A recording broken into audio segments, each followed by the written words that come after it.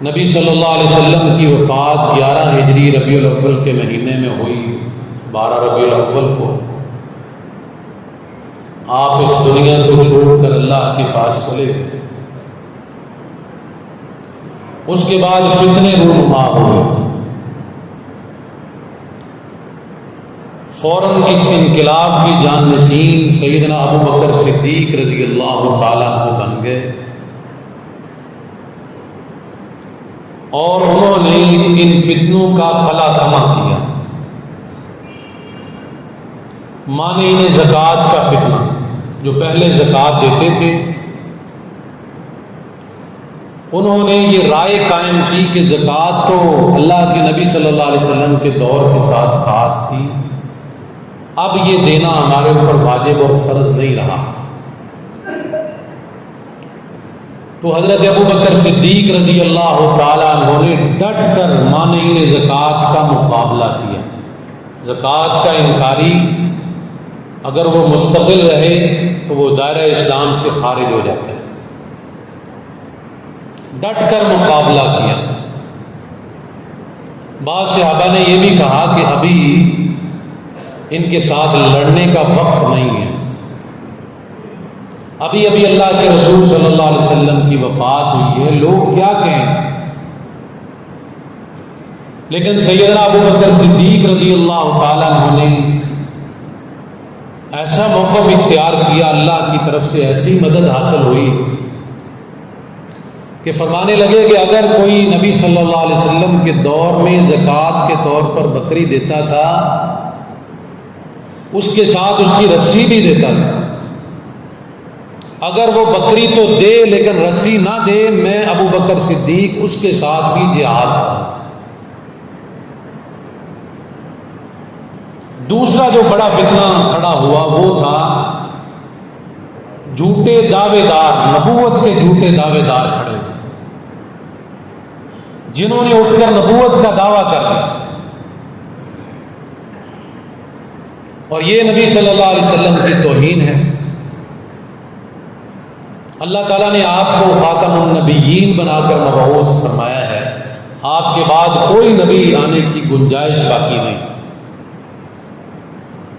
جناب ابو بکر صدیق رضی اللہ تعالیٰ عنہ نے فوجی لشکروں کو تیار کر کے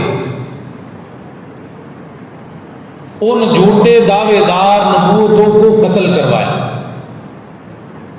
اور صرف 1.5 سال کے عرصے میں یہ دونوں کے دونوں فتنے حضرت ابو بکر صدیق رضی اللہ تعالیٰ نے ختم کروائے۔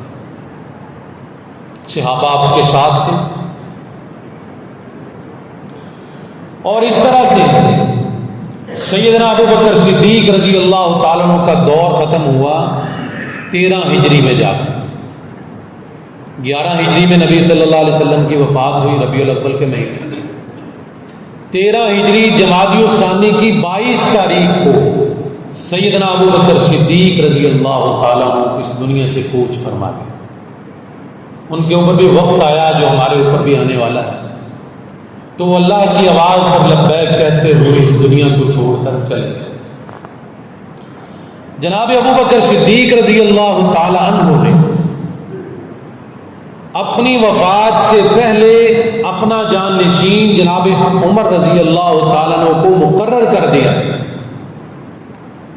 کہ اس انقلاب کا انچارج میرے بعد عمر رضی اللہ تعالیٰ عنہ ہوگا،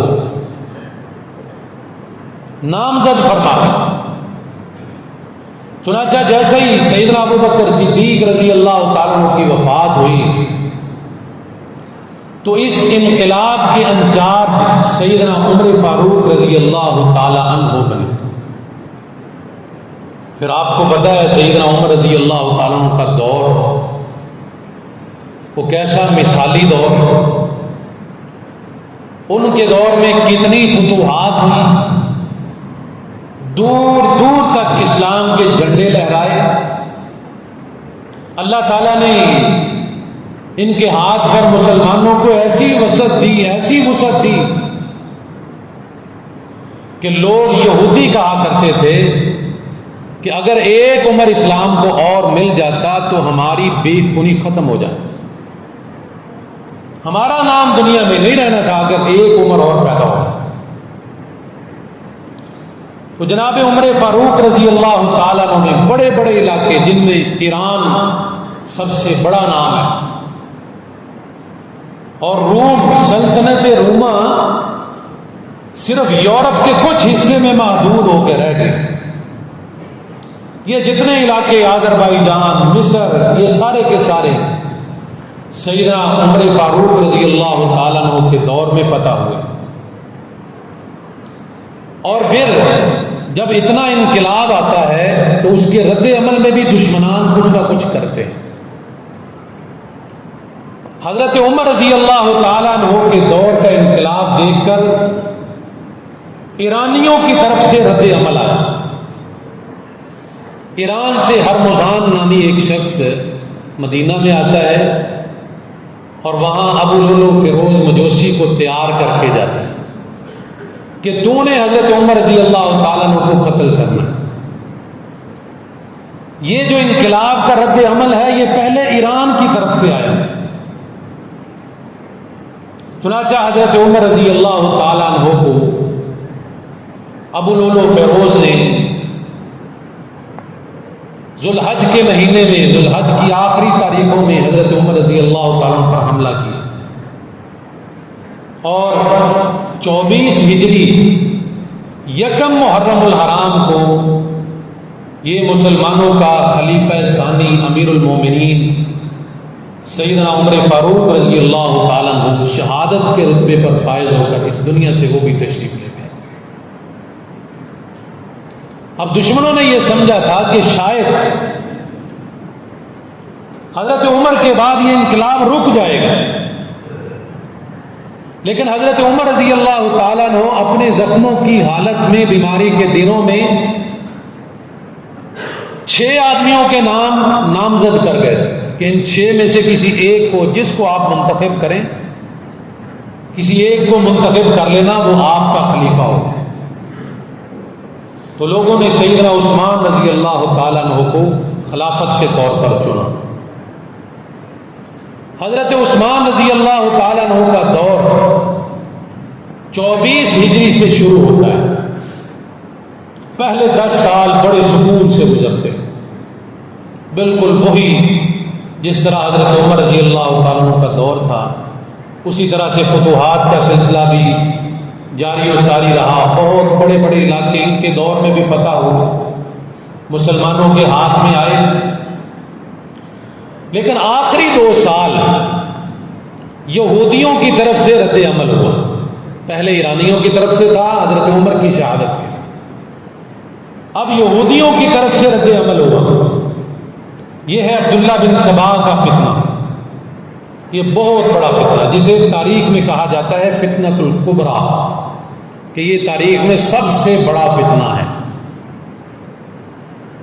عبداللہ بن سبا نے لوگوں کو تیار کیا،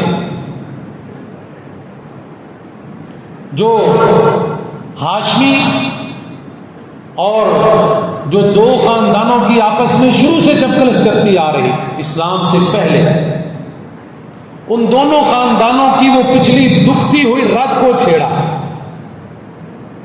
کہ دیکھو خلافت بنو ہاشم کا حق ہے، خلافت حضرت علی کو ملنی چاہیے تھی، عثمان کو کیوں ملی؟ پہلے حضرت ابو بکر صدیق تھے، وہ بھی بنو تیم سے تھے، کہنے لگے وہ بھی خلافت کے حقدار نہیں تھے، وہ بھی غاصب تھے، نعوذ باللہ۔ دوسرے حضرت عمر تھے، وہ بھی ہاشمی نہیں تھے، اس لیے وہ بھی غاصب تھے، نعوذ باللہ۔ اب تیسرے عثمان ہیں، یہ بھی اموی خاندان سے ہیں، اس لیے یہ بھی غاصب ہیں، خلافت عثمان کا حق نہیں ہے، خلافت علی المرتضیٰ کا حق ہے رضی اللہ تعالیٰ۔ لیکن حضرت علی رضی اللہ تعالیٰ عنہ حضرت عثمان کے اوپر راضی اور خوش تھے، ان کی امارت میں بیعت کر چکے تھے، وہ اس معاملے میں کوئی بھی قدم اٹھانا نہیں چاہتے تھے۔ یہ صرف فتنہ پرور لوگ تھے جو مدینہ میں آ کر اس طرح کی فضا قائم کی، پھر طرح طرح کے پروپیگنڈے کیے کہ دیکھو جی حضرت عثمان نے تو اپنے رشتہ داروں کو عہدے دیے باقی کسی کو عہدہ ہی نہیں دیا. یعنی اس طرح کی باتیں کر کے لوگوں کے دلوں میں حضرت عثمان رضی اللہ تعالیٰ عنہ کے بارے میں فضا قائم خراب کرنے کی کوشش کی. اور پھر عبداللہ بن سبا بہت سارے بلوائیوں کے ساتھ حضرت عثمان رضی اللہ تعالیٰ عنہ کی شہادت کا یہ مرتکب بنتا ہے. یہ رد عمل یہودیوں کی طرف سے ہوا.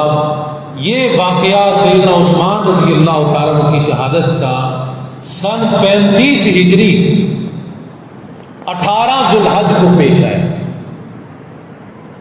اور سیدنا عثمان رضی اللہ تعالیٰ عنہ کی شہادت اور سیدنا حسین رضی اللہ تعالیٰ عنہ کی شہادت یہ تاریخ میں سب سے زیادہ مظلومانہ شہادت جن کا پانی بند کیا.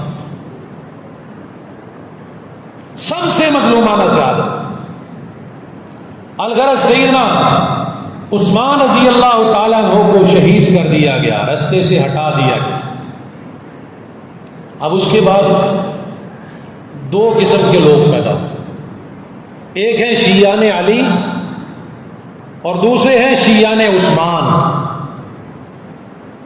شیعان عثمان کون ہیں؟ جن کا کہنا یہ تھا کہ پہلے حضرت عثمان رضی اللہ تعالیٰ عنہ کی شہادت کا بدلہ لیا جائے، اس کے بعد خلافت کی بیعت لی جائے. دوسرے تھے شیعان علی جن کا موقف یہ تھا کہ پہلے خلافت قائم کی جائے، کہ پہلے ہم اندر سے مضبوط ہوں، اس کے بعد ہم حضرت عثمان کے قاتلین سے بدلہ لیں گے. الغرض حضرت علی رضی اللہ تعالیٰ عنہ کو لوگوں نے مجبور کیا، ان کے ہاتھ پر بیعت کی گئی. حضرت علی رضی اللہ تعالیٰ عنہ نے لوگوں سے بیعت لی. اس کے بعد خانہ جنگی کا دور شروع ہوا. جو یہ کہتے تھے حضرت عثمان رضی اللہ تعالیٰ عنہ کی شہادت کا بدلہ پہلے ہونا چاہیے، اور جو یہ کہتے تھے پہلے حضرت علی کی خلافت قائم ہونی چاہیے تھی، یہ آپس میں لڑے. اب ہیں دونوں طرف مسلمان. خانہ جنگی کا دور شروع ہوا، آپس میں لڑائیاں شروع ہو گئی. اور جنگ جمل جس کا تاریخ میں ذکر آتا ہے، 10,000 مسلمان ایک رات میں قتل ہو گئے. 10,000 مسلمان. جنگ صفین 74,000 مسلمان شہید ہوئے اس جنگ میں. جنگ نہروان 4,000 مسلمانوں کا خون بہا.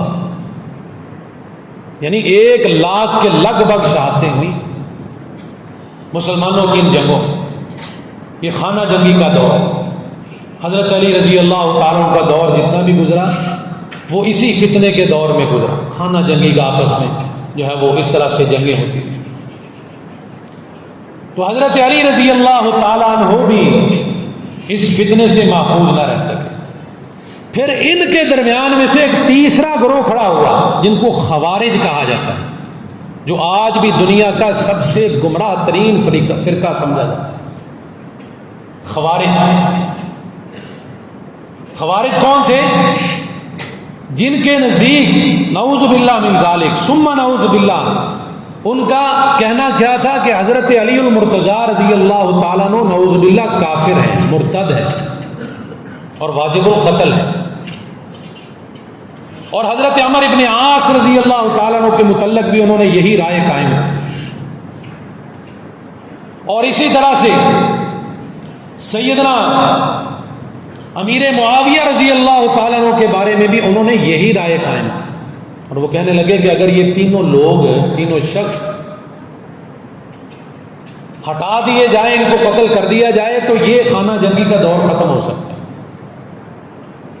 یعنی وہ بڑے بڑے کبار صحابہ کے قتل کے فتوے دیتے تھے.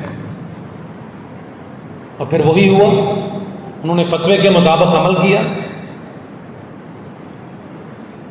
امیر معاویہ کے لیے ایک شخص نے اپنے ذمے لیا کہ میں امیر معاویہ کو قتل کروں گا،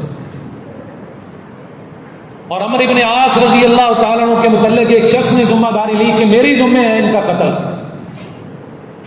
اور اسی طرح سے حضرت علی المرتضیٰ رضی اللہ تعالیٰ عنہ کے بارے میں عبد الرحمن ابن ملجم نے ذمہ داری لی کہ میرے ذمے ہے ان کا قتل. چنانچہ ایک ہی دن یہ طے پایا کہ ایک ہی دن صبح فجر کی نماز میں حملے ہوں گے تینوں کے اوپر. حضرت علی رضی اللہ تعالیٰ عنہ کوفہ میں ہیں کیونکہ انہوں نے جا کے دارالخلافہ اپنا کوفہ میں قائم کر لیا اور باقی صحابہ اپنے اپنے علاقوں میں تھے. حضرت امیر معاویہ رضی اللہ تعالیٰ عنہ دمشق میں چلے گئے تھے, انہوں نے وہاں جا کر اپنی حکومت قائم کی. عمرو بن عاص رضی اللہ تعالیٰ عنہ مدینہ میں تھے. ہوا اس طرح کہ امیر معاویہ رضی اللہ تعالیٰ عنہ کا جس نے ذمہ لیا تھا اس نے وار کیا صبح فجر کی نماز میں, لیکن وار موچھا پڑا. زخم تو آئے لیکن اس کے بعد وہ تندرست ہو گئے, صحت یاب. اور عمرو بن عاص رضی اللہ تعالیٰ عنہ اس دن نماز میں نہیں آئے, بیماری کی وجہ سے نماز میں نہ آ سکے, تو وہ بھی بچ گئے. تیسرے تھے خلیفۃ المسلمین امیر المومنین سیدنا علی المرتضیٰ رضی اللہ تعالی عنہ. ان کے اوپر جس نے وار کیا وہ بڑا کاری وار کیا. یہاں سر کے درمیان میں تلوار ماری گئی اور یہاں سے 2 ٹکڑے ہو گئے, نیچے تک تلوار کی وہ دھار. عبد الرحمن ابن ملجم نے بڑے زوردار آپ کے اوپر حملہ کیا. چنانچہ وہ زخموں کی تاب نہ لاتے ہوئے شہادت کے عظیم مرتبے پر 19 رمضان المبارک سن 40 ہجری میں شہید ہو گئے. اب دیکھیں 11 سے لے کر 40 تک کتنے سال بنتے ہیں؟ 29 سال.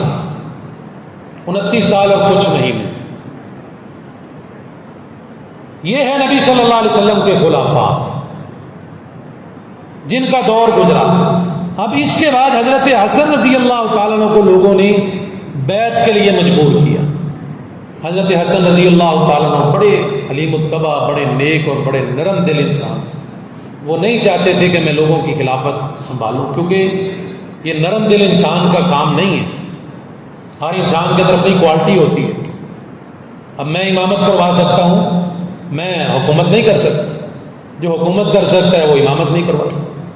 مطلب اللہ تعالیٰ نے ہر ایک کو ایک خاص مقام دیا ہے, مرتبہ دیا ہے. تو حضرت حسن رضی اللہ تعالیٰ عنہ بیعت نہیں لینا چاہتے تھے, لوگوں نے مجبور کیا. حضرت حسن رضی اللہ تعالیٰ عنہ دیکھ رہے تھے کہ خانہ جنگی کا دور چل رہا ہے, میں بیعت لوں گا تو میں تو مزید آزمائش میں پڑ جاؤں. بہرکیف لوگوں نے مجبور کیا.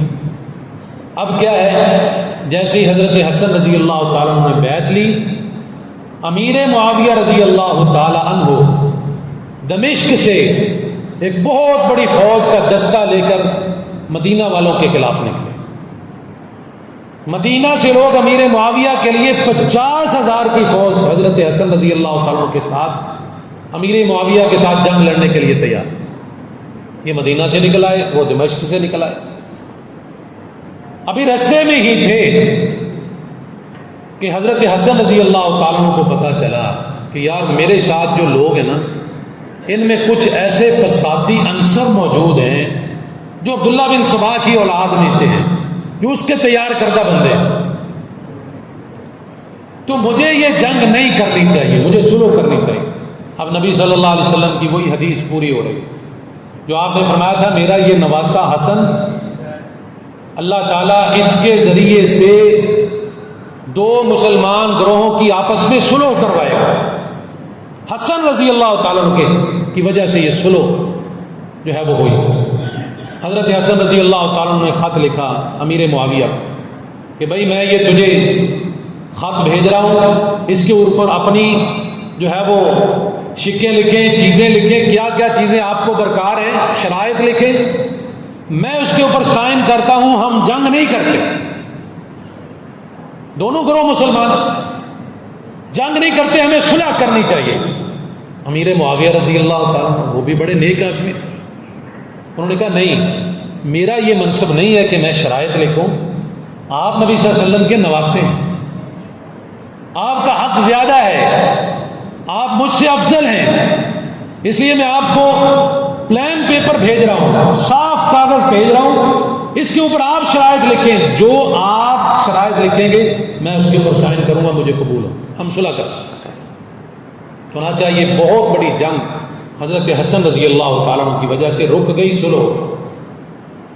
اب حضرت حسن رضی اللہ تعالیٰ عنہ کا دور ختم ہوا۔ کیسے ختم ہوا؟ حضرت حسن رضی اللہ تعالیٰ عنہ 6 مہینے یہ خلافت کے منصب پر فائز رہنے کے بعد خود اپنے عہدے سے دستبردار ہو گئے۔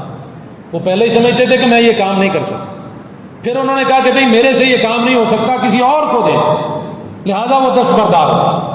اب یہ 6 مہینے کا جو دور ہے نا، یہ بھی میری اپنی ذاتی رائے ہے کہ یہ بھی خلافت راشدہ میں شامل ہے۔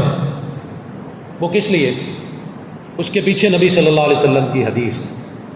آپ نے فرمایا میرے بعد 30 سال تک خلافت رہے گی، جب تک ہم حضرت حسن رضی اللہ تعالیٰ عنہ کے 6 مہینے شامل نہیں کرتے تب تک 30 سال مکمل نہیں ہوتے۔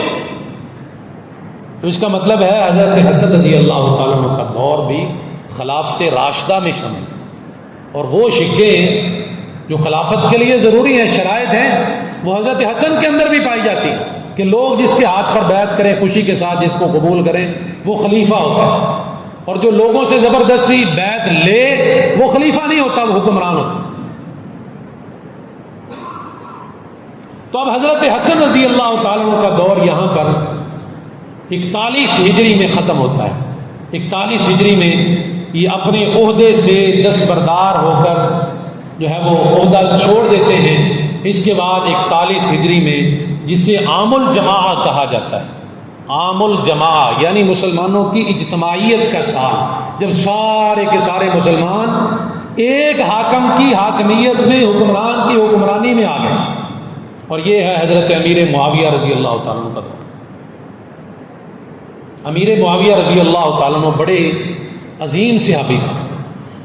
ان کی عظمت کیا ہے، ان کی شان کیا ہے کہ امیر معاویہ رضی اللہ تعالی عنہ کاتبین وحی میں سے ہیں، جو صحابہ وحی کو لکھا کرتے تھے، صرف چند خال خال سے آتا تھا، ان میں ایک نام حضرت امیر معاویہ رضی اللہ تعالیٰ عنہ کا ہے۔ اگر نبی صلی اللہ علیہ وسلم کے ساتھ رشتہ داری میں دیکھا جائے تو امیر معاویہ رضی اللہ تعالیٰ عنہ نبی صلی اللہ علیہ وسلم کے ماموں تھے، اور دوسری طرف رشتہ داری کیا تھی؟ امیر معاویہ کی بہن اللہ کے رسول صلی اللہ علیہ وسلم کے نکاح میں تھی، اتنا قریبی رشتہ تھا۔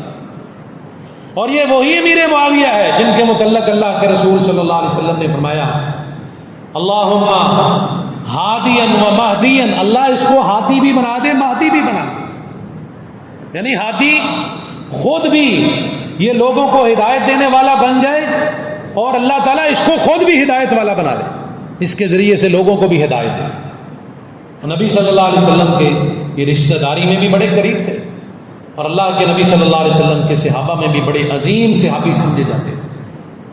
اب ان کا دور شروع ہوتا ہے 41 ہجری سے، جس کے بعد تمام مسلمان امیر معاویہ کی حاکمیت میں، ملوکیت میں تمام کے تمام جمع ہو۔ اب میں یہاں لفظ خلافت نہیں بول رہا، کیونکہ خلافت تھی حضرت حسن تک، ہماری محبت امیر معاویہ کے ساتھ ہے، صحابی رسول ہیں، ہر طرح سے وہ ہماری ایمان کا حصہ ہیں، ہماری محبت کا حصہ ہیں، لیکن جو انصاف کی بات ہے وہ یہ ہے کہ ان کے ہاتھ پر لوگوں نے خوشی کے ساتھ بیعت نہیں کی، انہوں نے لوگوں سے زبردستی بیعت لی ہے، لوگوں سے بیعت لی ہے، اس لیے وہ خلافت میں شامل نہیں ہوتے۔ اب وقت شروع ہوتا ہے ملوکیت کا، اور نبی صلی اللہ علیہ وسلم کی حدیث کیا ہے؟ فرمایا نبوت وہ بھی رحمت ہے، خلافت وہ بھی رحمت ہے، ملوکیت وہ بھی رحمت ہے، بادشاہت وہ بھی رحمت ہے۔ فرمایا اس کے بعد پھر حکومت ہے، پھر گدھے کی طرح لوگ دوڑیں گے حکومت لینے کے لیے، کسی کو پرواہ نہیں ہوگی کہ میں اس کا حقدار بھی ہوں یا نہیں۔ تو یہ بھی رحمت کا دور ہے اللہ کے نبی صلی اللہ علیہ وسلم کی حدیث کے مطابق۔ حضرت امیر معاویہ رضی اللہ تعالیٰ عنہ نے اب حکومت کا جو ہے وہ یہ عہدہ سنبھالا، ہاتھ میں وقت، ملوکیت، مالک، بادشاہ بنے، اور اس کے بعد مسلمان بڑے سکون کے ساتھ ہیں، تمام خانہ جنگیاں ختم ہو گئی، 41 ہجری سے شروع ہوا دور، سن 50 ہجری میں مغیرہ بن شعبہ رضی اللہ تعالی عنہ جو نبی صلی اللہ علیہ وسلم کے بڑے عظیم صحابی ہیں، وہ حضرت امیر معاویہ کے پاس گئے۔ اب جو میں بات کرنے والا ہوں یہ بڑی اہم بات ہے، آپ کو پتہ ہے شروع سے لے کر اب تک میں نے کوئی دوسری طرف بات نہیں کی، صرف اس تاریخ کے آئینے میں آپ کو لے کے آ رہا ہوں۔ اب جو باتیں ہو رہی ہیں بڑی اہم باتیں ہیں، ان کے اوپر خصوصی طور پر توجہ، کیونکہ لوگ حضرت امیر معاویہ رضی اللہ تعالیٰ عنہ کے اوپر بڑی تان کرتے ہیں۔ ہم نے دیکھنا ہے کہ کیا اس میں امیر معاویہ کو کچھ قصور بھی ہے، اور اگر قصور بھی ہو تو صحابی رسول کے اوپر تان کرنا عام آدمی کا حق ہی نہیں بنتا۔ 50 ہجری مغیرہ بن شعبہ رضی اللہ تعالیٰ عنہ آئے، یہ بھی بڑے عظیم صحابی، آ کر انہوں نے امیر معاویہ سے میٹنگ کی اور کہا کہ دیکھیں آپ نے یہ بڑا اچھا نظام چلایا ہے، ہم یہ چاہتے ہیں کہ آپ کے بعد بھی یہ نظام اسی طرح چلتا رہے، دوبارہ سے خانہ جنگی کہیں شروع نہ ہو جائے، اس لیے میں یہ چاہتا ہوں کہ آپ اپنے بعد کسی کو خلیفہ یعنی اپنے بعد کسی کو حاکم نامزد کر جائیں کہ میرے بعد یہ حاکم ہوگا۔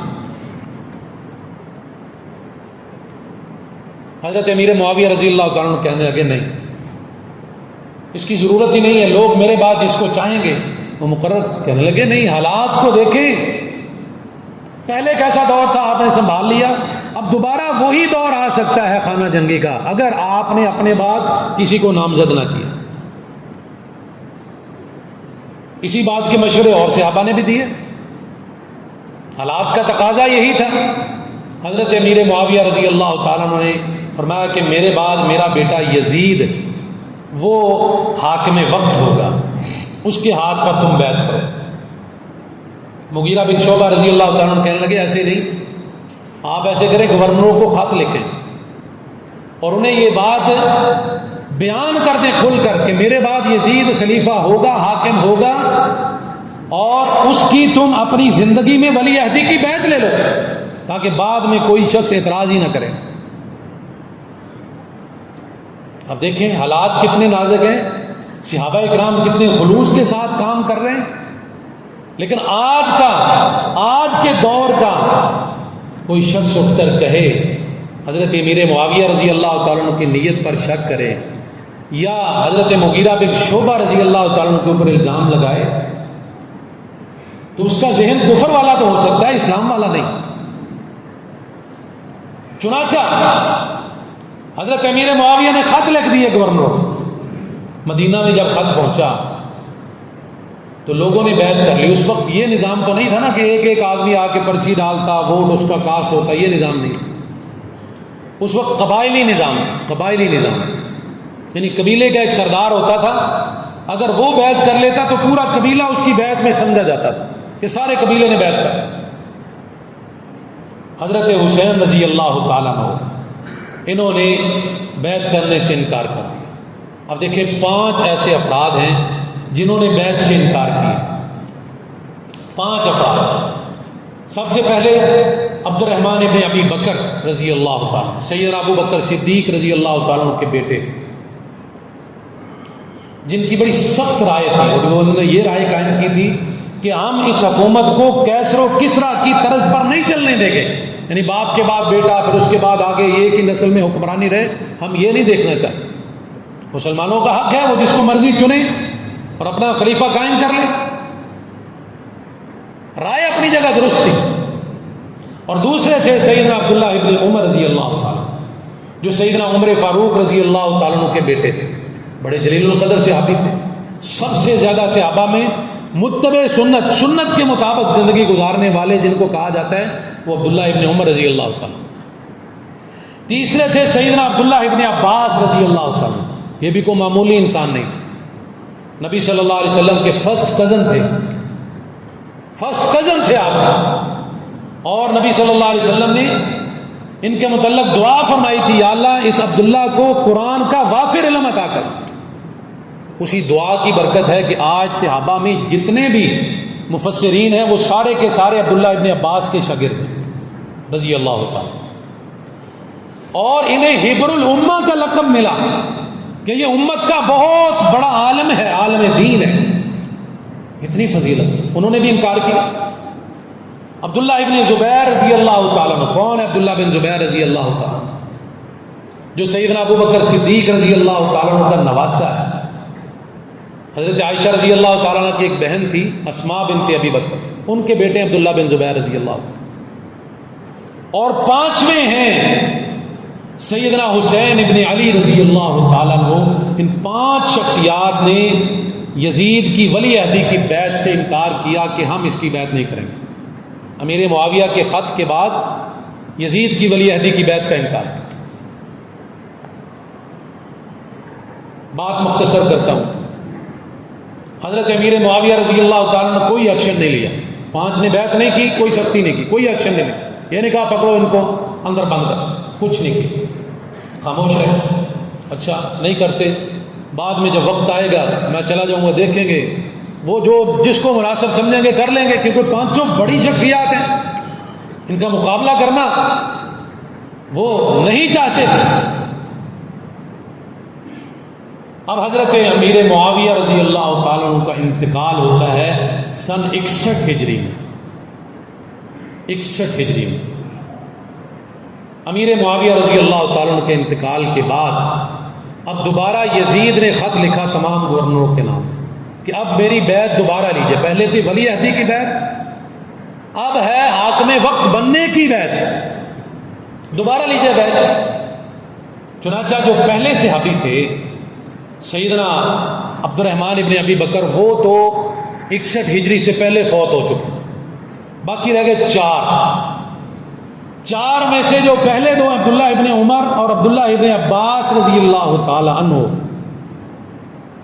انہوں نے اپنا فیصلہ تبدیل کر لیا اور کہنے لگے کہ یار بات تو غلط ہے کہ یہ کیسر و کسریٰ کی طرز پر چل رہی ہے حکومت، لیکن اتنی بھی غلط نہیں ہے کہ ہم دوبارہ بیعت سے انکار کر کے خانہ جنگی کا دور شروع کریں۔ اگر ہم یہ تھوڑی سی غلطی کرتے ہیں ہو سکتا ہے دوبارہ مسلمانوں کے اندر وہی جنگیں شروع ہو جائیں جو پہلے تھی حضرت علی رضی اللہ تعالیٰ عنہ کے دور میں۔ تو انہوں نے اپنا موقف تبدیل کر لیا اور یزید کے ہاتھ پر بیعت کر لی۔ باقی رہ گئے دو افراد، عبداللہ بن زبیر رضی اللہ تعالیٰ عنہ جو ذرا جوان تھے، کیونکہ ان کی پیدائش ہجرت کے بعد ہوئی ہے، عبداللہ بن زبیر رضی اللہ، بلکہ یہ وہ صحابی ہیں ہجرت کے بعد سب سے پہلا بچہ جو مدینہ میں جا کر مہاجرین کا پیدا ہوا ہے وہ عبداللہ بن زبیر ہے۔ مدینہ میں گئے مسلمان تو یہودیوں نے باتیں کرنی شروع کر دی کہ دیکھو مسلمان یہاں آ کر نامرد ہو گئے، ان کی یہاں اولادیں نہیں ہو رہی۔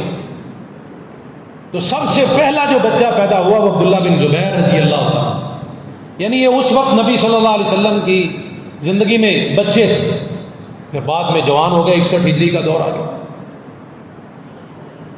اور دوسرے تھے حسین ابن علی رضی اللہ تعالیٰ، یہ بھی نبی صلی اللہ علیہ وسلم کی زندگی میں بچے تھے، جیسے کہ آپ کو پتہ ہے روایات میں آتا ہے نبی صلی اللہ علیہ وسلم خطبہ دے رہے تھے، حضرت حسن و حسین رضی اللہ عنہما مسجد میں آئے، ان کے کرتے لمبے لمبے تھے، بچے تھے، گر رہے تھے، نبی صلی اللہ علیہ وسلم نے ممبر چھوڑا، ان کو جا کے اٹھایا، اپنے ممبر پر بٹھایا۔ فضیلت بہت ہے، مقام اور مرتبہ بہت ہے۔ نبی صلی اللہ علیہ وسلم کے کندھوں پر بیٹھ کر یہ سواری کیا کرتے تھے، اللہ کے نبی صلی اللہ علیہ وسلم ان کو سونگا کرتے تھے، ان کو چوما کرتے تھے، ان کے لبوں کے اوپر اپنے لب رکھا کرتے تھے۔ یعنی یہ دو صحابہ جنہوں نے سخت رائے قائم کی کہ ہم یہ کام نہیں کر سکتے، انہوں نے کہا کہ غلطی ہے لیکن اتنی بڑی نہیں کہ دوبارہ خانہ جنگی شروع ہو۔ انہوں نے رائے قائم کی کہ نہیں، ہم اللہ کے نبی صلی اللہ علیہ وسلم کے دین کو اس طرح سے کیسر و کسریٰ کی حکومت پر چلتے ہوئے نہیں دیکھ سکتے۔ دونوں جگہ پر نیتیں اپنی جگہ صاف۔ بعض لوگ یہاں پر ایک بڑی عجیب و غریب رائے کا، ایک طرف اہل تشیع کا بیان ہے، ایک طرف اہل سنت کا بیان ہے کربلا کے موضوع پر، ایک طرف تیسری قوم پیدا ہو چکی ہے جو یہ کہتی ہے کہ نعوذ باللہ من ذالک عبداللہ بن عمر اور حضرت عبداللہ ابن عباس رضی اللہ تعالیٰ عنہ کو تو یزید نے دولت سے خرید لیا تھا، اس لیے بیعت لے لی۔ استغفر اللہ۔ یعنی ہمارا ایمان یہ ہے کہ کوئی دولت صحابہ کو خرید نہیں سکتی، کوئی ایسی بات نہیں تھی. جب انہوں نے جو مناسب سمجھا اس کے مطابق، حالات کے مطابق انہوں نے بیعت کری. اب حضرت حسین رضی اللہ تعالیٰ عنہ ان کو مجبور کیا گیا کہ آپ بیعت کریں یزید کی. انہوں نے کہا بھائی دیکھو میں کوئی عام آدمی نہیں ہوں، میں اپنے قبیلے کا سردار ہوں، اس لیے میں لک چھپ کر بیعت نہیں کر سکتا. میں علی اعلان بیعت کروں گا تاکہ لوگوں کو پتہ چل جائے. صرف مجھے موقع دیں، مجھے مہلت دیں. موقع مانگا، ٹائم مانگا، اور راتوں رات مدینے سے مکے کا سفر شروع کر دیا. نکل گئے مکے کی طرف. رستے میں کوفیوں کے خط آنا شروع ہوئے، کوفیوں کے خط آنا شروع ہوئے. سیدنا حسین رضی اللہ تعالیٰ عنہ کو ایک خط، دوسرا خط، تیسرا خط، 10 12 نہیں، 100 50 نہیں، 1000 2000 نہیں، تاریخ کے مطابق 18,000 کوفیوں کے خط آئے حضرت حسین رضی اللہ تعالیٰ عنہ کو رستے میں چلتے تھے. وہ سارے کے سارے ایک جو ہے وہ لفافے میں، ٹرنک میں بند کرتے گئے، خط سنبھالتے گئے. مکہ پہنچے. اب مدینہ سے کوفہ کی طرف جانا ہو تو پہلے مکہ آتا ہے، پھر آگے کوفے کی طرف جانا ہوتا ہے. رستے میں مکہ پڑتا. پہلے مکہ آئے، عبداللہ بن زبیر سے ملے رضی اللہ تعالیٰ عنہ، کیونکہ عبداللہ بن زبیر رضی اللہ تعالیٰ عنہ نے بھی خلافت بیعت کرنے سے انکار کیا تھا، لیکن وہ مدینہ چھوڑ کر مکہ آ گئے تھے کہ مکہ میں حرم میں بیٹھ کر کام کروں گا، یہاں مجھے کوئی مجبور نہیں کر سکے گا، کیونکہ حرم کی فضیلت ہے. وہاں آ کر کوئی اس طرح سے زبردستی نہیں کر سکتا، لڑائی جھگڑا نہیں ہو سکتا. انہوں نے پناہ لے لی حرم میں آ کر. حضرت حسین رضی اللہ تعالیٰ عنہ جب مکہ آئے، عبداللہ بن زبیر سے ملاقات کی. عبداللہ بن زبیر نے کہا حسین آپ کوفہ نہ جائیں، کیونکہ انہوں نے اپنی طور پر یہ ذہن بنا لیا تھا کہ اتنے خط آئے ہیں، میں جاؤں گا کوفہ میں اور کوفہ کے لوگ مجھے چاہتے ہیں اور میں جا کر حکومت قائم کروں. اب یہاں ایک بات اور بھی سنیں. ایک فرقہ ایسا بھی ہے نعوذ باللہ من ذالک ثم نعوذ باللہ من ذالک، جو یہ کہتا ہے کہ حضرت حسین رضی اللہ تعالیٰ عنہ نعوذ باللہ ہے ہی واجب القتل تھے. وہ تو حکومت چاہتے تھے، اس لیے ان کا انجام یہی ہونا تھا. نہیں، ایسی بات نہیں ہے. ان کی نیت اپنی جگہ پر صاف تھی. وہ یہ چاہتے تھے کہ میں اپنا نانا کا لایا ہوا نظام دوبارہ اس دنیا میں قائم کروں. کبھی نہیں چاہتے تھے اس طرح سے، حکومت کے لالچی کبھی نہیں تھی. تو حضرت حسین رضی اللہ تعالیٰ عنہ کو عبداللہ بن زبیر نے روکا رضی اللہ تعالیٰ عنہ کہ آپ کوفہ کی طرف نہ جائیں، یہاں میرے ساتھ بیٹھے مکہ میں، ہم یہاں بیٹھ کر حرم میں لوگوں کے ساتھ کام کرتے ہیں، لوگوں کا جو ہے وہ خیال کرتے ہیں، اور ایک دن آئے گا کہ ہماری یہاں پر حکومت قائم ہوگی. اور پھر وہ ہوا بھی. حضرت عبداللہ بن زبیر رضی اللہ تعالیٰ عنہ کتنی دیر مکہ میں رہ کر انہوں نے جو ہے وہ خلافت قائم کی، بڑی مضبوط خلافت کی. تو حضرت حسین رضی اللہ تعالیٰ نے انکار کیا کہ نہیں، اتنے سارے کوفیوں کے خط ہیں، یہ جھوٹے نہیں ہو سکتے، میں جاؤں گا اور جا کر اسلامی نظام لاؤں. حضرت عبداللہ ابن عباس رضی اللہ تعالیٰ نے روکا. کون ہے عبداللہ بن عباس رضی اللہ تعالیٰ عنہ؟ جو حضرت حسین رضی اللہ تعالیٰ عنہ کے رشتے میں چچا لگتے ہیں، بڑی عمر کے صحابی، بزرگ تھے. انہوں نے اپنے منصب سے نیچے گراتے ہوئے اپنے آپ کو نیچے کرتے ہوئے کہا حسین میری منت مان لو، نہ جاؤ کوفہ کی طرف. یہ وہ لوگ ہیں جنہوں نے آپ کے باپ سیدنا علی رضی اللہ تعالیٰ عنہ کو قتل کیا. وہاں نہ جائیں، اللہ کا واسطہ نہ جائیں. اگر جانا ہی ہے تو بچے نہ لے کر جائیں، یا اپنا خاندان نہ لے کر جائیں. لیکن حضرت حسین رضی اللہ تعالیٰ عنہ نے انکار کیا کہ نہیں، دیکھو اتنے سارے خطوط، اس لیے میں جاؤں گا کوفے کی طرف، میں نے عزم کر لیا ہے، اب میں جاؤں گا اور کیسر و کسریٰ کی اس طرز پر جو حکومت چل رہی اس کو ختم کروں گا تہس نہس کر. چنانچہ انہوں نے اپنی اس عزم کے مطابق سفر شروع کر لیا. مکہ سے کوفہ کی طرف سفر شروع ہے. پہلے اپنے جانے سے پہلے ایک تیز سواری دے کر مسلم بن عقیل کو بھیج دیا کہ جاؤ تم جائزہ لو حالات کا. چچا کے بیٹے ہیں حضرت حسین رضی اللہ تعالیٰ عنہ کے، ان کو بھیج دیا کہ جاؤ تم جا کر حالات کا جائزہ لو کہ لوگ کیا چاہتے ہیں، ہم بھی پیچھے آ رہے ہیں، اگر حالات سازگار ہوں تو ہمیں خط لکھ دینا. مسلم بن عقیل گئے. جاتے ہی لوگوں نے، کوفیوں نے ایسے بیعت کی، ہاتھ پہ ہاتھ آ رہا ہے، یہ بھی بیعت کر رہا ہے، وہ بھی بیعت کر رہا ہے، وہ بھی بیعت، بے شمار لوگوں نے بیعت کی. یعنی مسلم بن عقیل کی بیعت اصل میں حسین رضی اللہ تعالیٰ عنہ کی بیعت تھی. حسین حضرت مسلم بن عقیل نے جلدی جلدی خط لکھ دیا کہ حسین حالات سازگار ہیں، آپ جلدی کوفہ پہنچ جائیں۔ وہاں سے انہوں نے سفر جاری رکھا، تیز کر دیا۔ پھر یہ کوفی جن کے متعلق تاریخ میں مشہور ہے، کوفی لا یوفی، کوفیوں سے کبھی بھی وفا کی امید نہ رکھنا، یہ عراقی کبھی بھی وفادار نہیں ہو سکتا۔ انہوں نے وہی کیا۔ جب عبید اللہ بن زیاد نے ڈنڈا چلایا اور سختی کی تو وہ تمام لوگ جنہوں نے مسلم بن عقیل کے ہاتھ پر بیعت کی تھی وہ سارے کے سارے پھر گئے، سارے پھر گئے، ایک شخص بھی حضرت مسلم بن عقیل کے ساتھ نہ رہا۔ نتیجہ یہ کہ انہوں نے پکڑ دکڑ کر مسلم بن عقیل کو بھی شہید کر دیا۔ شہادت سے پہلے جب یہ معاہدہ بن چکا تھا، حالات مسلم بن عقیل دیکھ چکے تھے، انہوں نے ایک شخص کی ڈیوٹی لگائی، خط دیا کہ یہ خط میری طرف سے لے جاؤ، جہاں پر بھی حسین ملیں اسے یہ خط دے دینا اور اسے کہنا جہاں پر بھی وہ واپس چلے جائیں، حالات سازگار نہیں۔ اب جہاں پر خط ملا حضرت حسین رضی اللہ تعالیٰ نے وہاں واپسی کا ارادہ بھی بنایا، لیکن اب ایک عرب کی خاص وہ رواج ہے، ان کی خاص یہ بات ہے کہ وہ کبھی بھی اپنے دشمن کا بدلہ لیے بغیر واپس نہیں جاتے۔ مسلم بن عقیل کے بیٹے آرے آ گئے، انہوں نے کہا نہیں، ہم اپنے باپ کا بدلہ لے کر جائیں۔ حضرت حسین رضی اللہ تعالیٰ کی غیرت مند انسان تھے، انہوں نے کہا یار اگر میں ان کے ساتھ کھڑا نہیں ہوتا تو یہ غیرت کے خلاف بات ہے۔ بہرکیف انہوں نے سفر جاری رکھا۔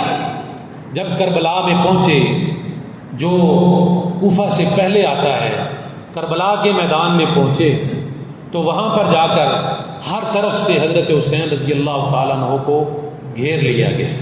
آپ کے خاندان کے تقریباً 72 افراد آپ کے ساتھ تھے۔ حضرت حسین رضی اللہ تعالیٰ کو یہاں گھیر لیا گیا، روک لیا گیا اور یزید کی بیعت پر مجبور کیا گیا۔ لیکن جس حسین نے اس وقت یزید کی بیعت نہیں کی تھی، اب بھی وہ یزید کی بیعت کرنے سے انکاری تھے، بس ان کا اپنا مطمع نظر تھا۔ اب یہاں پر کچھ لوگ کہتے ہیں کہ یزید قصوروار تھا، حضرت حسین کے قتل میں یزید قصوروار تھا۔ کچھ کہتے ہیں نہیں، یزید کا کیا قصور، وہ تو کتنے سو میل 1200 میل دور بیٹھا تھا، قصور تو اس وقت کے گورنر کا تھا جو وہاں کوفہ کا گورنر تھا، وہ تو دمشق میں بیٹھا تھا۔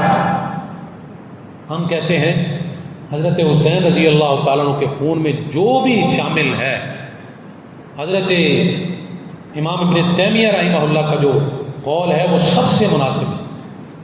وہ کہتے ہیں کہ یزید کے خون میں جو بھی شامل ہے اللہ تعالیٰ ان کی قبروں کو آگ کے ساتھ بھر دے، بس ہمارا یہ موقف۔ اگر یزید شامل ہے تو وہ گناہ گار ہے تو اس کی آگ قبر میں جل رہی ہے، اگر نہیں شامل تو وہ الگ بات ہے، اس کا الگ فیصلہ اللہ تعالیٰ فرمائے۔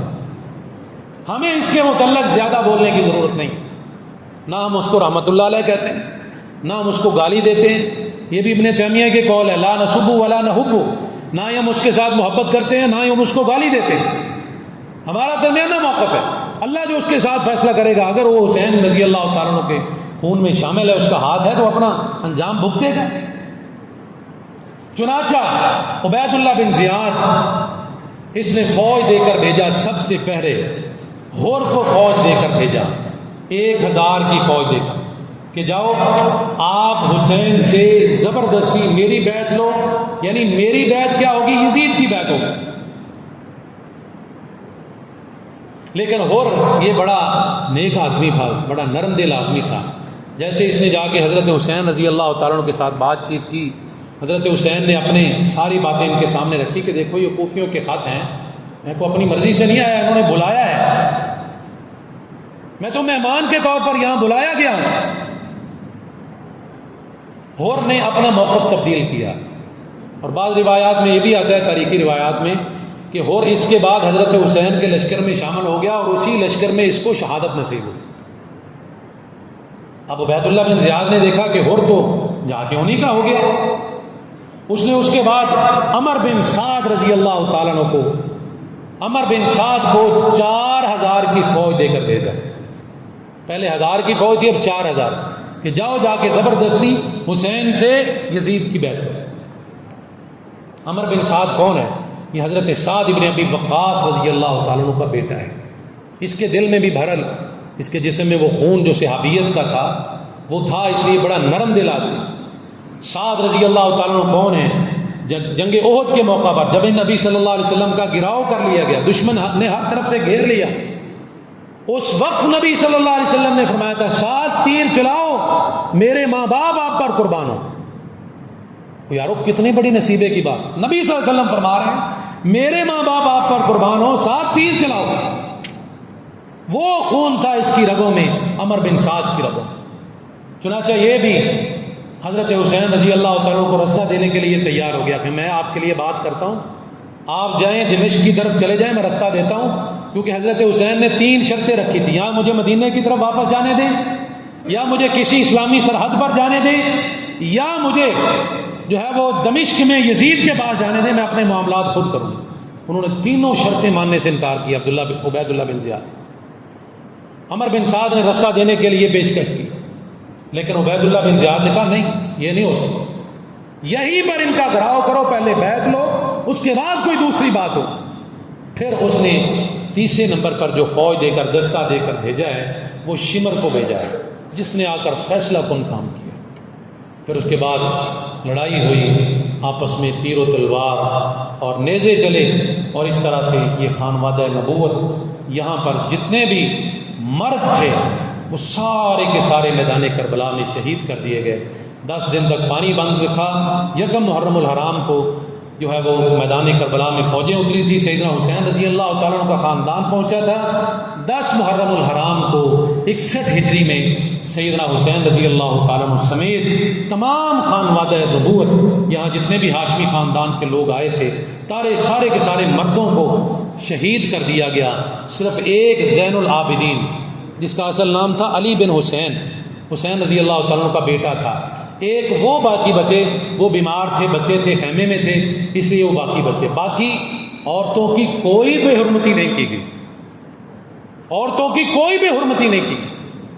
جتنی بھی عورتیں تھیں وہ اپنے خیموں میں محفوظ تھیں، ان کو کوئی بے حرمتی نہیں کی گئی۔ ہاں ایک بات ضرور کی گئی، جو نقطے کی بات میں آپ کے سامنے رکھنا چاہتا ہوں، وہ یہ کہ حضرت حسین رضی اللہ تعالیٰ عنہ کی شہادت کے بعد عورتوں کو وہاں سے نکال کر دمشق میں پہنچایا گیا، اور جو خیمے تھے نا، خیمے، ان کو جلا دیا گیا، آگ لگا دی گئی۔